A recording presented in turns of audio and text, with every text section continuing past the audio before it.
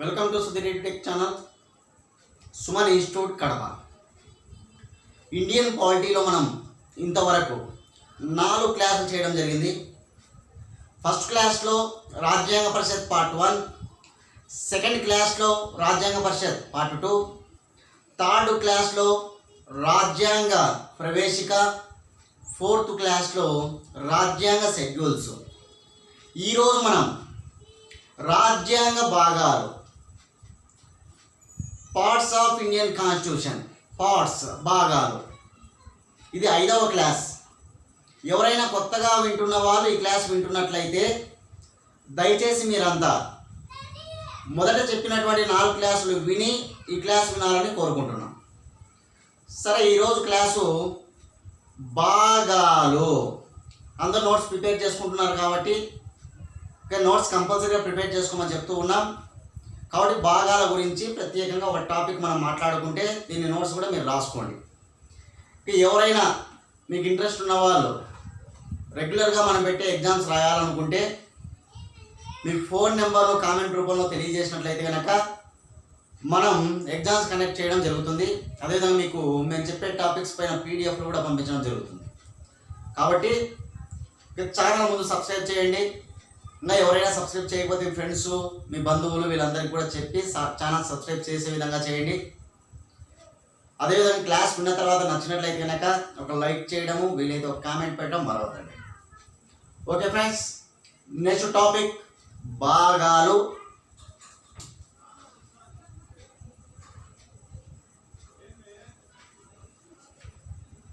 వీటిని ఇంగ్లీష్లో పార్ట్స్ అంటారు. ఇక పార్ట్స్ ఆఫ్ ఇండియన్ కాన్స్టిట్యూషన్, మన భారతదేశ రాజ్యాంగంలో గల భాగాలు ఏమేమి ఉన్నాయి అవి మనం ఒక టాపిక్గా చదువుకోవాలి. మనందరికీ తెలుసు మన రాజ్యాంగం ఎలా తయారైందో. క్యాబినెట్ మ్యాన్, క్యాబినెట్ మిషన్ సిఫారసుల మేరకు తాత్కాలిక ప్రభుత్వానికి ఎన్నికలు జరిగి తర్వాత విధానసభలో ఉన్నటువంటి సభ్యుల చేత పరోక్ష పద్ధతిలో రాజ్యాంగ పరిషత్ సభ్యులు ఎన్నికయ్యి రాజ్యాంగ పరిషత్ సభ్యులు 389 మంది, స్వతంత్రం వచ్చిన తర్వాత 299 మంది. వీరందరూ కలిసి దాదాపు 11 సమావేశాలు ఏర్పాటు చేసుకొని 22 కమిటీలను వేసి దాదాపు 60 దేశ రాజ్యాంగాలను క్షుణ్ణంగా పరిశీలించి 64 లక్షల రూపాయలు ఖర్చు పెట్టి 1946 డిసెంబర్ 9వ తారీఖు నుంచి 1949 నవంబర్ 26 వరకు 2 సంవత్సరాల 11 నెలల 18 రోజులకు రాజ్యాంగాన్ని పూర్తి చేసుకొని రాజ్యాంగ పరిషత్ చేత రాజ్యాంగం ఆమోదించబడింది. తర్వాత 1950 జనవరి 26వ తారీఖున రాజ్యాంగం అమలయ్యింది అనేటువంటి విషయం మనకు తెలుసు. మౌలిక రాజ్యాంగంలో అంటే రాజ్యాంగం అమలయ్యే నాటికి మన భారతదేశంలో 395 ఆర్టికల్స్, 22 భాగాలు, 8 షెడ్యూల్స్ ఉండేవి.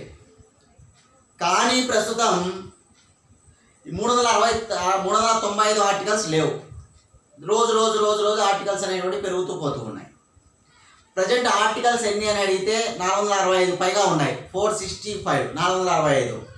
మౌలిక రాజ్యాంగంలో అడిగితే 395. మౌలిక రాజ్యాంగంలో ఎన్ని షెడ్యూళ్ళు అంటే 8, ప్రస్తుతం ఎన్ని షెడ్యూళ్ళు అంటే 12. మౌలిక రాజ్యాంగంలో ఎన్ని భాగాలు అంటే 22 భాగాలు, 22. ప్రస్తుతం మన రాజ్యాంగంలో భాగాలు 25. కాబట్టి ఈ భాగాలు కూడా మనకు రాజ్యాంగంలో పెరుగుతూ పోతూ ఉన్నాయి. మన రాజ్యాంగంలో ఒక భాగాన్ని తొలగించడము, ఒక భాగాన్ని యాడ్ చేయడం చేయొచ్చు.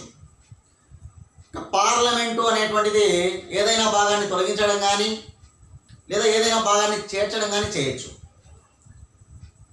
అసలు రాజ్యాంగంలో ఎందుకు ఈ భాగాలు? మన రాజ్యాంగం దాదాపు 395 ఆర్టికల్స్తో ఉందన్నమాట. 230 పేజీల పుస్తకం మనది. రాజ్యాంగం తయారైన నాటికి మన రాజ్యాంగంలో ఎన్ని పేజీల పుస్తకం? అది 230 పేజీల పుస్తకం. అటువంటి దీనిని బాగా సులభంగా విభజించుకోవడం చేసినారన్నమాట సులభంగా. మన రాజ్యాంగాన్ని సులభంగా తెలుసుకోవడం కోసం ఈ భాగాలు అనేటువంటివి మనకు చేర్చడం జరిగింది. ఈ భాగాలు అనేటువంటివి ప్రజెంట్ 25 భాగాలుగా ఉన్నాయి. వీటిని ఎగ్జామ్లో బాగా అడుగుతూ ఉంటారు కాబట్టి మనం బాగా చదువుకోవాలి. ఫర్ ఎగ్జాంపుల్ చాలాసార్లు అడుగుతూ ఉంటారు, ప్రాథమిక హక్కులు ఏ భాగంలో పొందుపరిచారు అని. ఆప్షన్ 1 1వ భాగం, ఆప్షన్ 2 2వ భాగం, ఆప్షన్ 3 3వ భాగం, ఆప్షన్ 4 4వ భాగం. ఆన్సర్ ఆప్షన్ 3 3వ భాగం.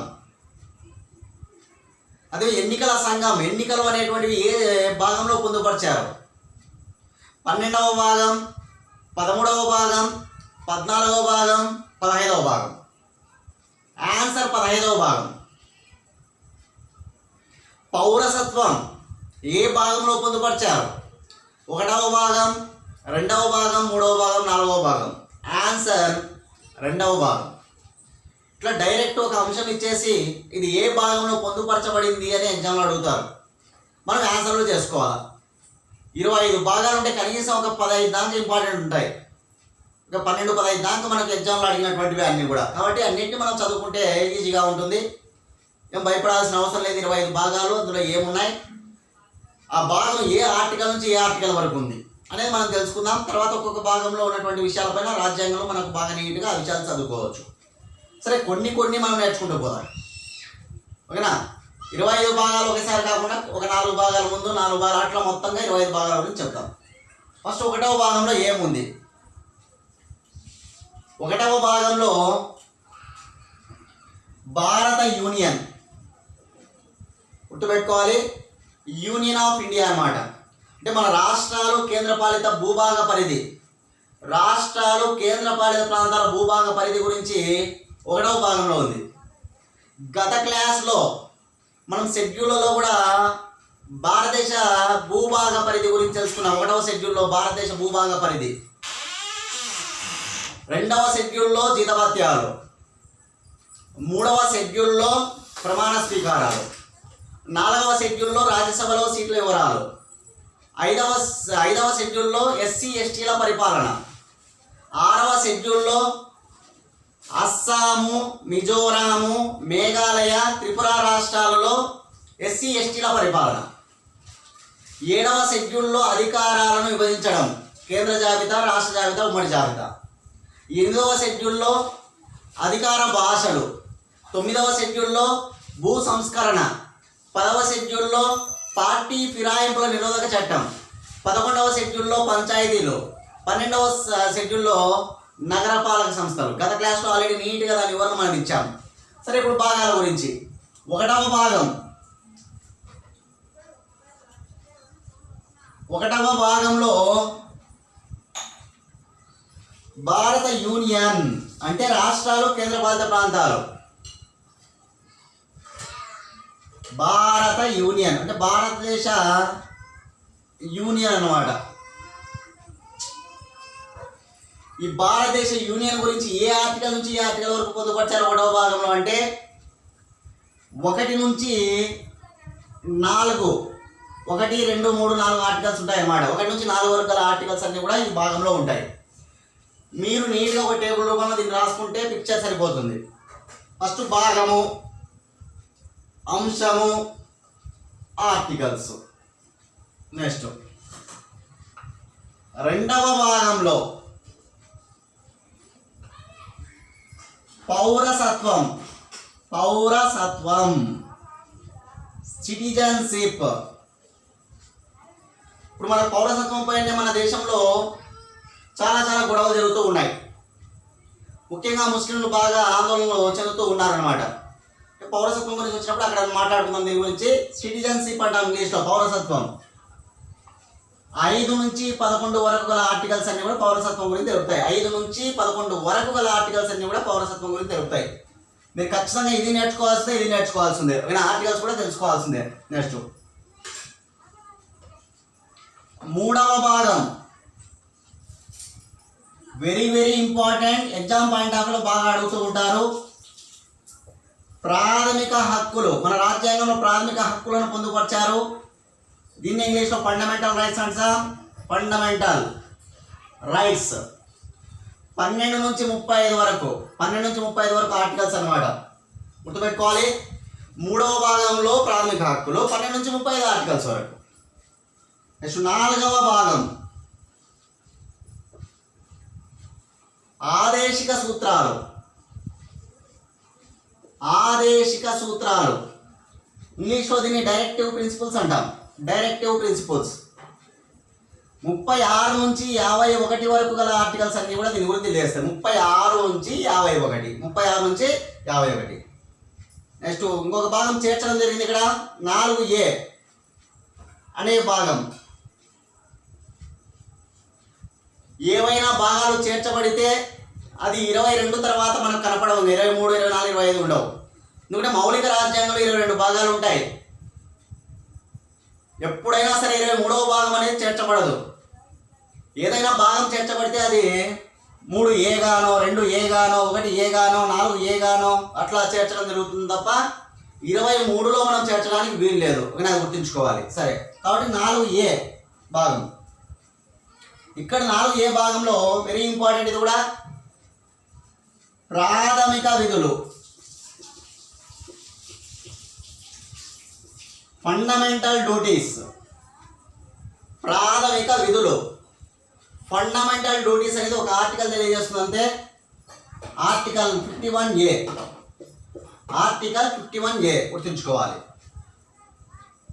5వ భాగంలో భాగం 5 పార్ట్ 5 అన్నమాట. 5వ భాగంలో కేంద్ర ప్రభుత్వం, కేంద్ర ప్రభుత్వము, యూనియన్ గవర్నమెంట్, కేంద్ర ప్రభుత్వం గుర్తుంచుకోవాలి.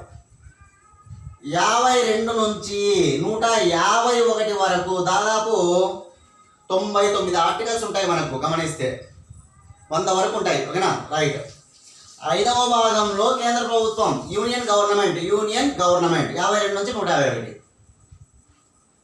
ఇవి మనకు నెక్స్ట్ మళ్ళీ ఇంకా కొన్ని తెలుసుకుందాం. ఫస్ట్ ఇవి గుర్తుపెట్టుకోవాలి, బాగా ఇంపార్టెంట్, బాగా ఇంపార్టెంట్, ప్రతిదీ ఇంపార్టెంటే. ఇక మన భారతదేశ యూనియన్ గురించి 1వ భాగంలో పొందుపరిచారంట. 2వ భాగంలో పౌరసత్వం గురించి, 2 పౌరసత్వం,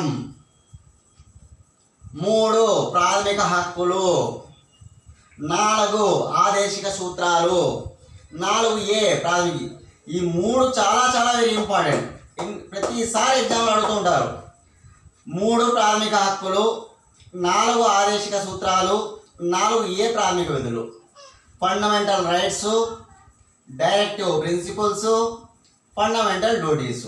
ఇది యూనియన్ గవర్నమెంట్, సెంట్రల్ గవర్నమెంట్ అన్నమాట. 5వ భాగంలో పొందుపరిచారు. బాగా గుర్తుండే, పెద్ద సమస్య కాదు, అన్ని ఇంపార్టెంట్ టాపిక్స్ అన్నమాట. వీటి గురించి మనం చదువుతాం నెక్స్ట్ పాలిటీలో. నెక్స్ట్ ఇవే మన క్లాసులుగా చెప్పబోయేది అనమాట. ఆర్టికల్స్ చూడండి, భారత యూనియన్ 1 నుంచి 4 ఆర్టికల్స్ వరకు, పౌరసత్వం 5 నుంచి 11 ఆర్టికల్స్ వరకు, ప్రాథమిక హక్కులు 12 నుంచి 35 వరకు, చాలా ఇంపార్టెంట్ అనమాట ఆర్టికల్స్. 36 నుంచి 51 వరకు, 36 నుంచి 51 వరకు ఏంటి ఆదేశిక సూత్రాలు, 51A ప్రాథమిక విధులు, 52 నుంచి 151 వరకు కేంద్ర ప్రభుత్వం, కేంద్ర ప్రభుత్వం. ఇది మనకు 5 భాగాలు. తర్వాత చూద్దాం ఇంకా కొన్ని.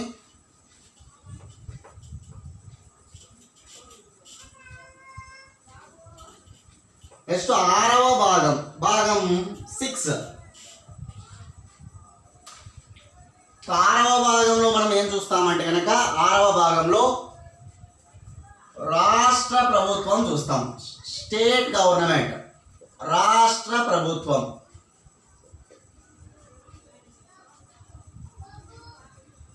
నూట 51 వరకు చెప్పుకున్నాం ఆల్రెడీ. ఇది 152 నుంచి స్టార్ట్ అవుతుంది ఈ ఆర్టికల్. 152 నుంచి గుర్తుంచుకోవాలా, 152 నుంచి 237 వరకు, 237 వరకు గల ఆర్టికల్స్ అన్ని దీని గురించి తెలియజేస్తాయి. 152 నుంచి 237. ఇవి కూడా చాలా ఎక్కువగా ఉన్నాయి. కేంద్ర ప్రభుత్వం పైన, రాష్ట్ర ప్రభుత్వం పైన ఎక్కువ ఆర్టికల్స్ మనకు కనిపిస్తాయి. అందులో చాలా మంది నిమగ్నమై ఉంటారు అన్నమాట, వ్యక్తులు కావచ్చు, ఓకేనా, ఇవన్నీ కూడా. కాబట్టి గుర్తుపెట్టుకోవాలి. నెక్స్ట్ 7వ భాగం, మన రాజ్యాంగంలో, మౌలిక రాజ్యాంగంలో పొందుపరిచినటువంటి ఈ 7వ భాగాన్ని తొలగించడం జరిగింది, గుర్తుంచుకోవాలి. ఏడవ భాగం అనేటువంటిది తొలగించబడినది. ఓకేనా, ఏడవ భాగం ఏమైంది, తొలగించబడింది. కాబట్టి ఇది ఒక్కటే తొలగించబడినటువంటి భాగం. భాగాల పరంగా దేన్ని తొలగించారంటే కేవలం ఏడవ భాగం అనేది తొలగించబడింది ఇంతవరకు కూడా, మౌలిక రాజ్యాంగం నుంచి ఇప్పటి వరకు కూడా. ఓకేనా, రైట్. ఏడవ భాగం షెడ్యూల్ బి కిందికి వచ్చేటువంటి అంశాలు ఉంటాయి. మన షెడ్యూల్ చదువుకున్నాం మనం. షెడ్యూల్ 1లో బి పరిధి కిందికి వచ్చేటువంటి అంశాలన్నీ కూడా ఇందులో ఉంటాయి. అవన్నీ కూడా తొలగించేసినారనమాట. ఓకేనా, రైట్. సరే, ఏడవ భాగం అయిపోయింది. మనకు ఎనిమిదవ భాగం. ఎనిమిదవ భాగంలో కేంద్ర పాలిత ప్రాంతాలు. చూడండి, బాగా ఇంపార్టెంట్ గుర్తుపెట్టుకోవాలి. ఫస్ట్ ఏమొచ్చింది, కేంద్ర ప్రభుత్వం వచ్చింది, మరి రాష్ట్ర ప్రభుత్వం వచ్చింది, ఇప్పుడు కేంద్ర పాలిత ప్రాంతాలు వస్తున్నాయి. Union government, state government, union territories. కేంద్ర పాలిత ప్రాంతాలు యూనియన్ టెరిటరీస్ అంటాం, యూనియన్ టెరిటరీస్. ఓకేనా, ఇవి మనకు 239 నుంచి 242 వరకు ఉంటాయి. 242 వరకు గుర్తుంచుకోవాలి. 239 నుంచి 242 వరకు తెలియజేసేటువంటి ఆర్టికల్స్ ఏవి అంటే కనుక ఈ కేంద్రపాలిత ప్రాంతాల పరిపాలన గురించి అంతా కూడా ఉంటుంది. భాగం వచ్చేసి 8వ భాగం. షెడ్యూల్లో 8 ఏంటి, అధికార భాషలు. అక్కడ షెడ్యూల్ 8 అయితే అధికార భాషలు, భాగం 8 అయితే కేంద్రపాలిత ప్రాంతాలు గుర్తుంచుకోవాలి. నెక్స్ట్ 9వ భాగం. 9 చాలా వెరీ ఇంపార్టెంట్. ఈ భాగం కూడా 9వ భాగం. ఆల్రెడీ మనం తెలుసుకున్నాం షెడ్యూల్లో బాగా నీట్గా. 9వ భాగంలో పంచాయతీల గురించి ఉంటుంది. పంచాయతీస్, పంచాయతీరాజ్ సంస్థలు ఉన్నాయి కదా. గ్రామ స్థాయిలో గ్రామ పంచాయతీ, మండల స్థాయిలో మండల పరిషత్, జిల్లా స్థాయిలో జిల్లా పరిషత్. ఓకేనా, ఇవి పంచాయతీలు అన్నమాట. మనకు అక్కడెక్కడ షెడ్యూల్లో 11వ షెడ్యూల్లో ఉంటాయి పంచాయతీల గురించి. అప్పుడు మనం మాట్లాడుకున్నాం. 9వ భాగంలో పంచాయతీల గురించి ఉంటుంది. 243 తెచ్చుకోవాలి. 243 నుంచి 243 ఓ అనే ఆర్టికల్స్. 243 అనేటువంటి ఆర్టికల్ 242 అయిపోయిన తర్వాత 43 గుర్తుంచుకోవాలి. 243, 243A, 243B, 243C, 243D, 243F, EFGHIJKLMN వరకు ఉంటాయి అన్నమాట. అట్లా. ఓకేనా, ఇవంతా గ్రామ పంచాయతీల గురించి వివరిస్తాయి. అక్కడ మాట్లాడుకున్నాం బాగా. షెడ్యూల్ అనేది 73వ రాజ్యాంగ సవరణ ద్వారా అనేది 73వ రాజ్యాంగ సవరణ ద్వారా ఇవన్నీ కూడా ఆర్టికల్స్ చేర్చుంటాయి అన్నమాట. ఆర్టికల్స్ 1992లో. Next 9A.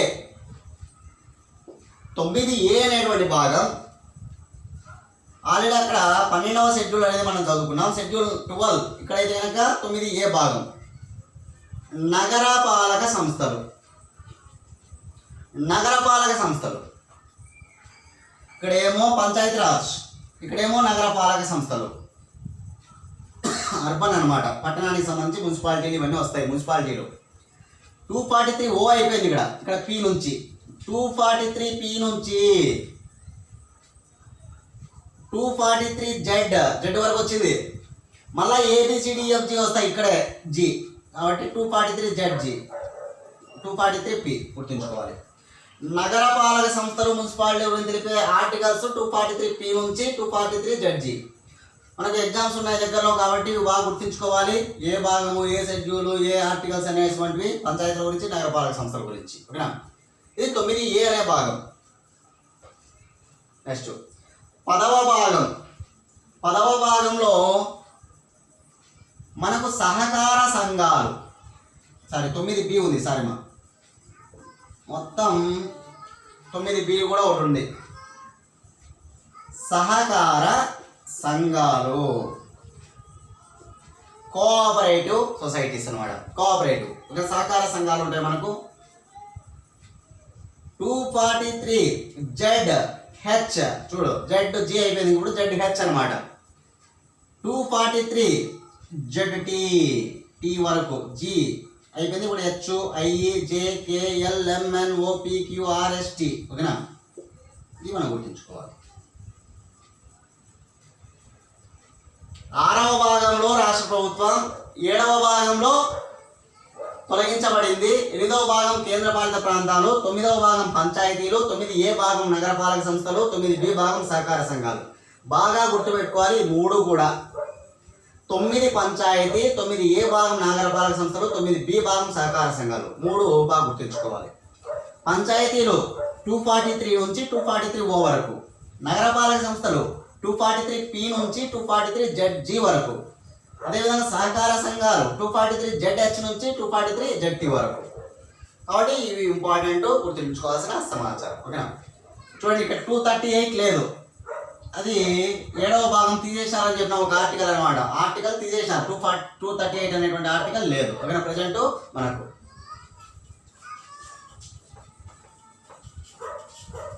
నెక్స్ట్ 10వ భాగం.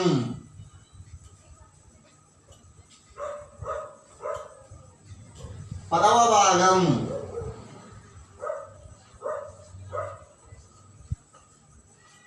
పదవ భాగం కిందకి ఏమొస్తుంది అంటే, ఇక 10వ భాగం కిందకి ఎస్టీ అనగా schedule tribes.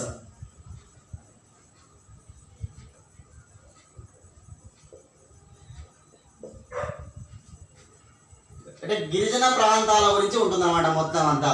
Scheduled tribe areas అనమాట. మొత్తం గిరిజన ప్రాంతాల గురించి ఉంటుంది. షెడ్యూల్డ్ ట్రైబ్స్ ఏరియాస్ అనమాట. గుర్తుంచుకోవాలి 10వ భాగం కిందకి. ఈ 10వ భాగం గురించి తెలిపే ఆర్టికల్ 244 నుంచి 244A, 244A అంతే. 244A ఇది గుర్తుంచుకోవాలి. ఆర్టికల్ 244A గుర్తుంచుకోవాలి. నెక్స్ట్ 11వ భాగం. ఇక 11వ భాగంలో ఏమి పొందుపరిచారు అంటే, కేంద్ర రాష్ట్ర ప్రభుత్వాల మధ్య గల సంబంధాలు, కేంద్ర రాష్ట్ర ప్రభుత్వాల మధ్య సంబంధాలు, యూనియన్ స్టేట్స్ అనమాట. యూనియన్ స్టేట్స్ ఈ రెండింటి మధ్య ఉన్న రిలేషన్స్ అనమాట, సంబంధాలు. ఓకేనా? రైట్. 11వ భాగంలో గుర్తుంచుకోవాలి. 10 అయిపోయినాయి మనకు కంప్లీట్గా. కేంద్ర రాష్ట్రాల మధ్య ఉన్న సంబంధాలు, రాష్ట్రాల మధ్య ఉన్నటువంటి సంబంధాలు. ఇది 245 నుంచి 263 వరకు తెలుగుతుంది ఈ ఆర్టికల్. 244 ఏ కంప్లీట్ అయిపోయింది, ఇంకా 245 వచ్చింది. 245 నుంచి 260 వరకు, 63 వరకు ఏ ఆర్టికల్ అంటే కనుక 245 to 263. ఏమి తెలుపుతాయి ఈ ఆర్టికల్స్ అన్నీ అంటే, కేంద్ర రాష్ట్రాల మధ్య ఉన్న సంబంధాలు. ఇవన్నీ ఏ భాగంలో పొందుపరిచారంటే 11వ భాగంలో పొందుపరిచారు. నెక్స్ట్ 12వ భాగం గుర్తుంచుకోవాలి. 12వ భాగంలో ఏమున్నాయంటే ఆస్తులు. గుర్తుంచుకోవాలి, ఆస్తులు, ప్రాపర్టీస్ గురించి 12వ భాగంలో పొందుపరచడం జరుగుతుందన్నమాట. మొత్తం ప్రాపర్టీస్ ఉంటాయి కదా, వాటి యొక్క ఆస్తుల గురించి అంతా కూడా ఈ భాగంలో మనకు పొందుపరచడం జరుగుతుంది. వినా ఇక్కడ ఎంతవరకు నుంచి ఎంతవరకు ఉంటుంది ఇదంటే 264 నుంచి 300A. చూడండి చాలా ఉన్నాయి దీని కింద. 264, 265 అట్లా 300 వరకు, మళ్ళీ 300A కూడా ఉంది. 300A 12వ భాగంలో. ఓకేనా? మనకు ఆస్తులు 264 to 300A ఆర్టికల్. నెక్స్ట్ 13వ భాగం. 13వ భాగంలో ఏమున్నాయి? వ్యాపారము. ఏం పొందుపరిచారు? వాణిజ్యము, వ్యాపారము. Business and commerce, business and commerce, వ్యాపారము, వాణిజ్యము, వ్యాపారము, వాణిజ్యం. ఇది 301 నుంచి ఈ వ్యాపారము, వాణిజ్యాల గురించి మొత్తం అంతా 301 నుంచి 307 వరకు గల ఆర్టికల్స్ తెలియజేస్తాయి. గుర్తుంచుకోవాలి. ఇది 13వ భాగం. నెక్స్ట్ 14వ భాగం. 14వ భాగం వచ్చేసి చాలా వెరీ ఇంపార్టెంట్. ఇది కూడా 14వ భాగంలో మనకు ముఖ్యంగా ఈ యూనియన్ స్టేట్స్ ఉంటాయి కదా, కేంద్రము రాష్ట్ర సర్వీసుల గురించి అంతా కూడా ఉంటుంది అన్నమాట. కేంద్ర రాష్ట్ర సర్వీసులు, ఇప్పుడు పబ్లిక్ సర్వీస్ కమిషన్ ఉంది, స్టేట్ కమిషన్స్ ఉన్నాయి, ఇట్లా. కేంద్ర రాష్ట్రాలు వీటికి సంబంధించినటువంటి సర్వీసుల గురించి మొత్తం ఏ భాగంలో పొందుపరచాలి ఇంపార్టెంట్ 14వ భాగము గుర్తుంచుకోవాలి వినాలి. కానీ ఆర్టికల్స్ మాత్రం 308 నుంచి 323 వరకు తెలియజేస్తాయి. Very very important. 14A కూడా 14A ఇక్కడ కూడా ఒక భాగం చేర్చారు తర్వాత రోజుల్లో. 14A భాగము దీని గురించి ట్రిబ్యునల్స్ అన్నమాట. ఇక్కడ ఎంత ఏముంటుందంటే ట్రిబ్యునల్ గురించి ఉంటుంది. ఇవన్నీ ఏంటి అనేది మనం రాజ్యాంగంలో తర్వాత తెలుసుకుందాం. ట్రిబ్యునల్స్ 324 నుంచి చూడండి, 324 నుంచి స్టార్ట్ అవుతుంది. ఇది కేవలం ఒక కొన్ని ఆర్టికల్స్ అనమాట. 329 వరకే. ఇట్లా మనకు 10, 11, 12, 13, 14, 14A 10వ భాగము 11వ భాగం 12వ భాగం 13వ భాగం 14వ భాగం 14Aని మర్చిపోకూడదు. ఏ కూడా ఉంటుంది ఇక్కడ. 10వ భాగంలో ఎస్టీ షెడ్యూల్డ్ ట్రైబ్ ప్రాంతాల గురించి ఉంటుంది. 11వ భాగంలో కేంద్ర రాష్ట్ర సంబంధాలు ఉంటాయి. 12వ భాగంలో ఆస్తులు ప్రాపర్టీస్ ఉంటాయి. 13వ భాగంలో వ్యాపారము అదేవిధంగా వాణిజ్యము బిజినెస్ అండ్ కామర్స్. 14వ భాగంలో కేంద్ర రాష్ట్ర సర్వీసులు యూనియన్ స్టేట్స్ సర్వీసెస్ అన్నమాట.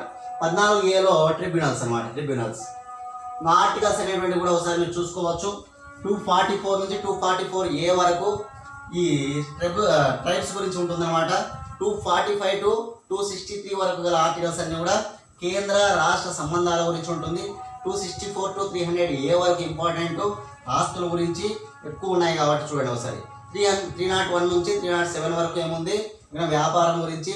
308 నుంచి 323 వరకు మనకు కేంద్ర రాష్ట్ర సర్వీసులు ఉంటాయి. అదే 324 to 329 వచ్చేసి ట్రిబ్యునల్ గురించి పొందుపరిచారు. ఓకేనా. ఇక్కడ మాత్రం ఇవి బాగా గుర్తుంచుకోవాలి. ఇక్కడ ఆర్టికల్స్ కంటే ఇవి ఇంపార్టెంట్ అనమాట బాగా. ఓకేనా. ఆర్టికల్స్ అనేవి ఇంపార్టెంట్ మనం చదువుకుంటూ పోతాం ఎలాగూ. ఓకేనా. ఇవి బాగా నేర్చుకోవాలి. ఒక రంగం ఇచ్చి డైరెక్ట్ అడుగుతాడు బిట్టు.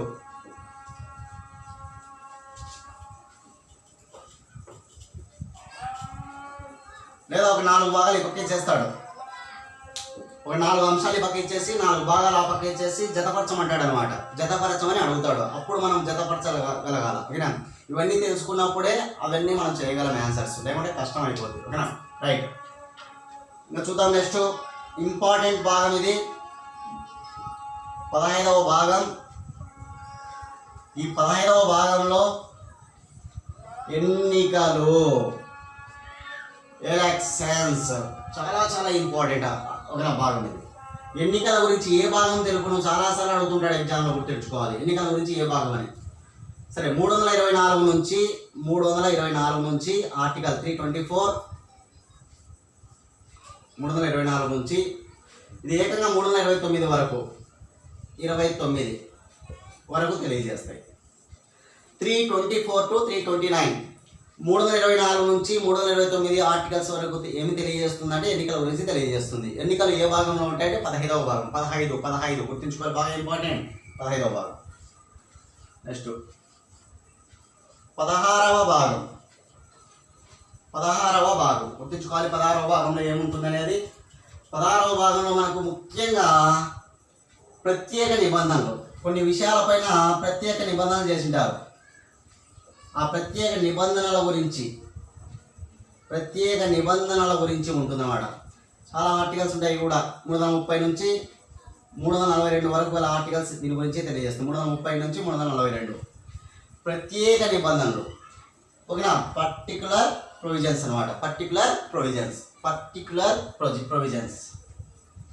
నెక్స్ట్ చాలా ఇంపార్టెంట్ భాగం. ఇది కూడా ఎగ్జామ్ పాయింట్ ఆఫ్లో బాగా అడుగుతున్నటువంటి భాగమే. 17వ భాగం. 17వ భాగంలో మనకు అధికారాల గురించి ఉంటుందన్నమాట. ఓకేనా. అత్యవసర అధికారాలు, national emergencies.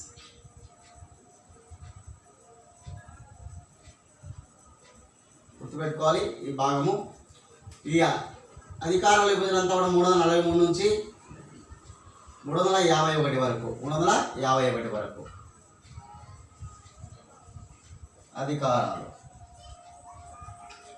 Very very important భాగం. ఇప్పుడు చెప్పేది 18వ భాగం.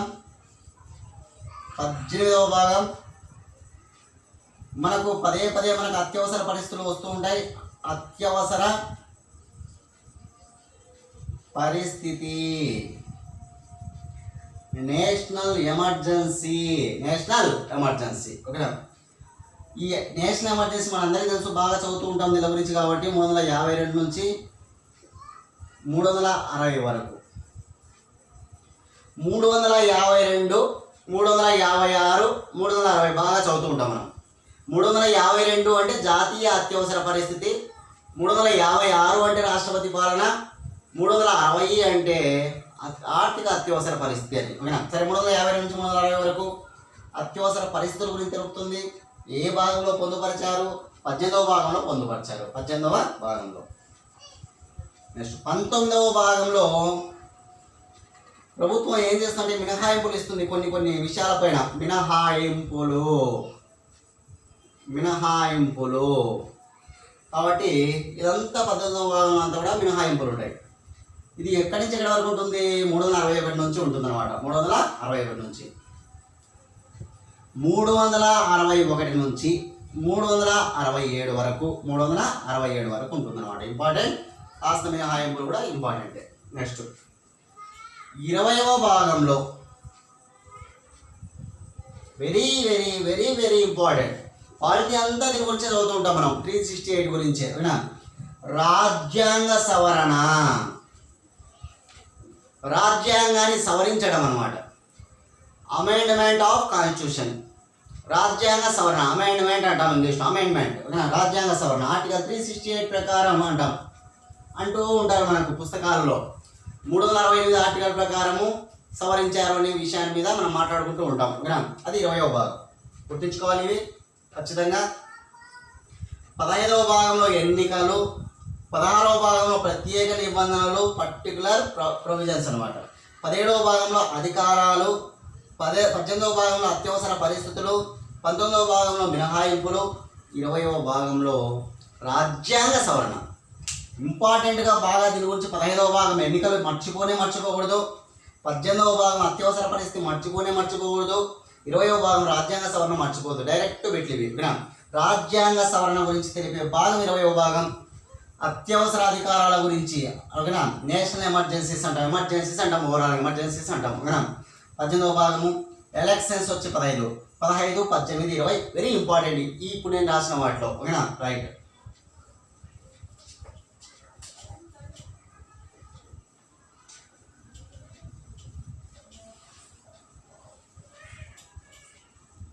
నెక్స్ట్ 21. 21వ భాగం. 21వ భాగం కింద ఇది కూడా పర్టికులర్ డిఫెన్స్ అన్నమాట. ప్రత్యేక రక్షణ అంటాం. ప్రత్యేక రక్షణ అంతా కూడా దీని గురించి ఉంది. దీని కిందకి ఏ ఆర్టికల్స్ వస్తాయంటే దాదాపు 369 నుంచి 392 వరకు, 369 నుంచి 392 వరకు గల ఆర్టికల్స్ అంతా కూడా దీని గురించే తెలియజేస్తాయి అన్నమాట. ఓకేనా? లాస్ట్ భాగం 22వ భాగం. మొత్తం 25 భాగాలు ఉన్నాయంటున్నాం, కానీ 22 వరకే రాస్తాం. లాస్ట్ ఇదే. 23వ భాగం ఎప్పటికీ ఉండదు. మీరు చూస్తే ఏదైనా భాగాలు చేర్చగలిగితే అది ఎక్కడైనా మధ్యలో ఏ గానో బి గానో సి గానో చేర్చడం జరుగుతుంది. ఓకేనా? రైట్. 22వ భాగం. 22వ భాగంలో హిందీ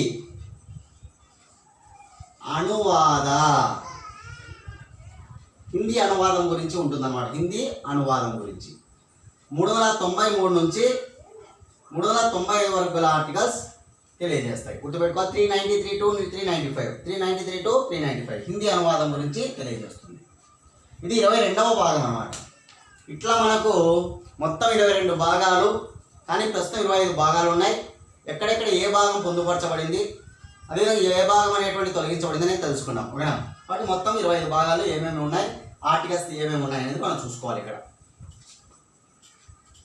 చూడండి, ఏ భాగం అనేది తొలగించబడింది అంటే 7వ భాగం తొలగించబడింది. మనకు చూస్తే భాగాలలో ఏమి యాడ్ అయ్యాయి? అక్కడక్కడ 9లో 9A అనేది ఒకటి చూశారు మీరు. ఫస్ట్ 4, 4A ఉంది. ఏ అంటే చేర్చబడింది అని. అదేవిధంగా 9 ఉంది, 9A అంటే చేర్చబడింది అని.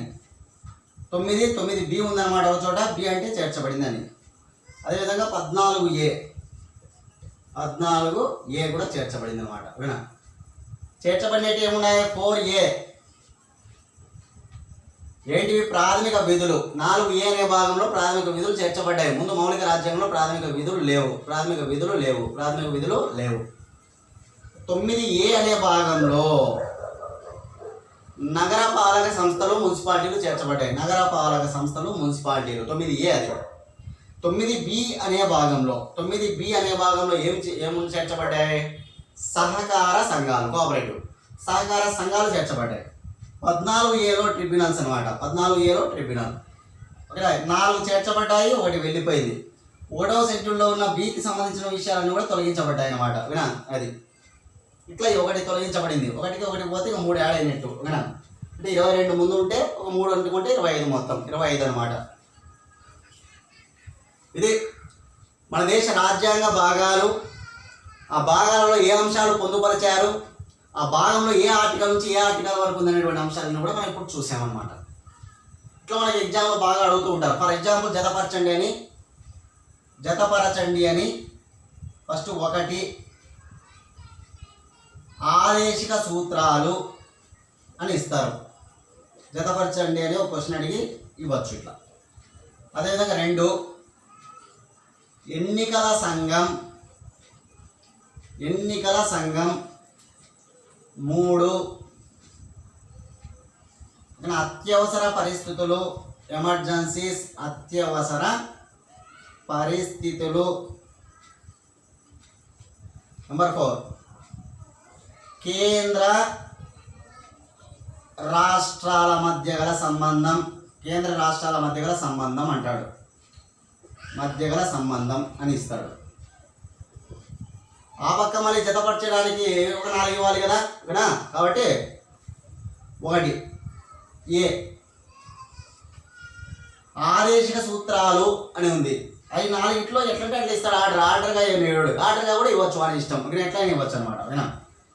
ఇది 4వ భాగం. అదేవిధంగా ఆ బిలో ఏమి ఇవ్వచ్చు? బిలో వచ్చేసి 18. అదేవిధంగా సిలో వచ్చేసి 15వ భాగం. డిలో వచ్చి 11వ భాగం అంటాడు. కింద మళ్ళీ ఆప్షన్స్ ఇస్తాడు. ఓకేనా? ఇచ్చి 1A 2B 3C 4D 2 1A 2C 3B 4D 3 1A 2D 3C 4D next 4 1B 2A 3C 4D. మనకి ఆన్సర్ ఏంది? ఇక్కడ గమనిస్తే మీరు ఆదేశిక సూత్రాలు అంటే సరిపోయింది. ఎన్నికల సంఘం అంటే సి తీసుకోవాలి. అత్యవసర పరిస్థితులు అంటే బి తీసుకోవాలి. కేంద్ర రాష్ట్రాల సంబంధం అంటే డి తీసుకోవాలి. ఇక్కడ ACBD ఇది answer. ACBD second option answer తీసుకోవాలి. అట్లా జతపరచమంటాడు అనమాట. కాబట్టి 25 భాగాల గురించి నీట్గా చదివితే అతి ముఖ్యమైనటువంటివి అడుగుతాడు ఎక్కువగా. అతి ముఖ్యమైనవి పౌరసత్వము, భారత యూనియను, ప్రాథమిక హక్కులు, ప్రాథమిక విధులు, ఆదేశిక సూత్రాలు, అదే కేంద్ర ప్రభుత్వము, రాష్ట్ర ప్రభుత్వము, కేంద్రపాలిత ప్రాంతాలు, గ్రామ పంచాయతీలు, నగరపాలక సంస్థలు, ఒక సహకార సంఘాలు, ఎన్నికల సంఘం, అత్యవసర అధికారాలు, ట్రిబ్యునల్లు, రాజ్యాంగ సవరణ, ఇట్లా చాలా ఉన్నాయి. ముఖ్యంగా కనీసం ఒక 15 అన్నా మనకి ఎగ్జామ్ పాయింట్లు బాగా అడిగేటువంటివే. వాటిని మనం బాగా క్షుణ్ణంగా చదువుకోవాలి. బాగా రివిజన్ చేస్తుండాలి. సబ్జెక్ట్ ఎంత రివిజన్ చేస్తే అంత ఉపయోగం. ప్రతి ఒక్కరు కూడా సబ్జెక్ట్ అనేటువంటిది ఇంప్రూవ్మెంట్ చేసుకోవడానికి రివిజనే మనకు. ఫస్ట్ ఒక చాప్టర్ చదివేస్తాం, ఆ చాప్టర్ని అట్లాగే పెట్టుకోకూడదు. సెకండ్ చాప్టర్ చదివేటప్పుడు ఫస్ట్ చాప్టర్ రివిజన్ చేసుకొని సెకండ్ చాప్టర్కి వెళ్ళిపోవాలి. ఎప్పటికైనా థర్డ్ చాప్టర్ చదివేటప్పుడు ఫస్ట్ సెకండ్ చాప్టర్ చదవాలా, థర్డ్ చాప్టర్ చదవాలా. మళ్ళీ ఒక రోజు కూర్చొని 3 చాప్టర్లకు రివిజనే చేసుకోవాలి. 4వ చాప్టర్ చదవాల్సిన అవసరం లేదు. ఒక రోజంతా 3 చాప్టర్లు రివిజనే చేసుకోవచ్చు ఒక రోజంతా కూర్చొని. మళ్ళీ 4th చాప్టర్ చదివి కనీసం 3rd చాప్టర్ వెనక చాప్టర్ అన్న రివిజన్ చేసుకోవాలి. 5th చాప్టర్ చదివి 4th చాప్టర్ రివిజన్ చేసుకోవాలి. మళ్ళీ ఒక రోజు అన్నీ కూర్చొని రివిజన్ చేసుకోవాలి. అట్లా రివిజన్ కూడా ఒక్కొక్క రోజు మనం కేటాయించుకొని చదువుకోవాలి. అట్లా ప్రతి సబ్జెక్టు చేయాలి. ఎక్కువ టైం కేటాయించాలి సబ్జెక్ట్ చదువుకోవడానికి, మనం ఎక్కువ టైం కేటాయించాలి చదవడానికి. ఎవరైతే టైం యూటిలైజ్ చేసుకుంటారో, ఎవరైతే బాగా కష్టపడతారో కొద్దిగా మనకు మన టైం బాగా నాశనం చేసేటువంటివి ఇప్పుడు మనకు ఎన్ని కావాలంటే అన్ని ఉన్నాయి సమాజంలో. వాటిని ఎవరైతే మైండ్ నుంచి డైవర్ట్ చేసుకుంటారో, ఒక సెల్ ఫోన్ కావచ్చు, ఇంట్లో టీవీ కావచ్చు, మన ఇంట్లో బాతాకాని కావచ్చు, కాలక్షేపంగా బయటకు వెళ్ళడం కావచ్చు, కూర్చొని సరదాగా మాట్లాడుకోవడం కావచ్చు, ఇట్లాంటివన్నీ గంటల తరబడి మనకు టైంను వేస్ట్ చేసేటువంటివి. ఏది ఉపయోగము అనేది తెలుసుకొని ఎక్కువగా మనకు దానిపైన ఒక సంవత్సరం పోరాడితే రానున్నటువంటి ఎగ్జామ్స్ అందరూ కూడా సక్సెస్ కావచ్చు. ఏవైనా మనం వినాలనుకుంటే ఆన్లైన్ క్లాసెస్ వినడము, సెల్ పక్కన పెట్టేయడం చేయాలి. చదివేటప్పుడు దయచేసి ఎవరు కూడా సెల్ ఫోన్ దగ్గరే పెట్టుకోకూడదు. ఎవరైతే చదివేటప్పుడు సెల్ ఫోన్ పెట్టుకుంటారో వాళ్ళు ఖచ్చితంగా జాబ్ రాదు. అసలు సెల్ ఫోన్ ఎక్కువ వాడే వాళ్ళకి జాబే రాదు. కాబట్టి అన్నింటినీ మనం గుర్తు చేసుకోవాలి, మైండ్లో పెట్టుకోవాలి. ఇక జీవితం ఇంకా మనకు దాదాపు 50 ఏళ్ళ జీవితం. ఒక్క సంవత్సరం కష్టపడి ఒక్క సంవత్సరాన్ని మనం యూటిలైజ్ చేసుకుంటే, ఒక్క సంవత్సరం కష్టపడితే 50 ఏళ్ళ జీవితం సాఫీగా గడుపుతారు. నీ వల్ల నీ కుటుంబం బాగుపడుతుంది. నువ్వు ఒక్కనివి కాదు, జీవితం అంటే నీ వల్ల నీ కుటుంబం మొత్తంగా బాగుపడుతుంది. ఇవన్నీ మీకు తెలిసినటువంటివే, చెప్పాల్సిన అవసరం లేదు. కాబట్టి నెక్స్ట్ క్లాస్లో మళ్ళీ కలుద్దాం. మన ఛానల్ సబ్స్క్రైబ్ చేయండి. అందరూ వింటూ రండి, ఎగ్జామ్స్ పెడుతుంటాం, రాస్తూ రండి, నీట్గా చదువుతూ రండి. Okay, bye friends. నెక్స్ట్ క్లాస్లో మళ్ళీ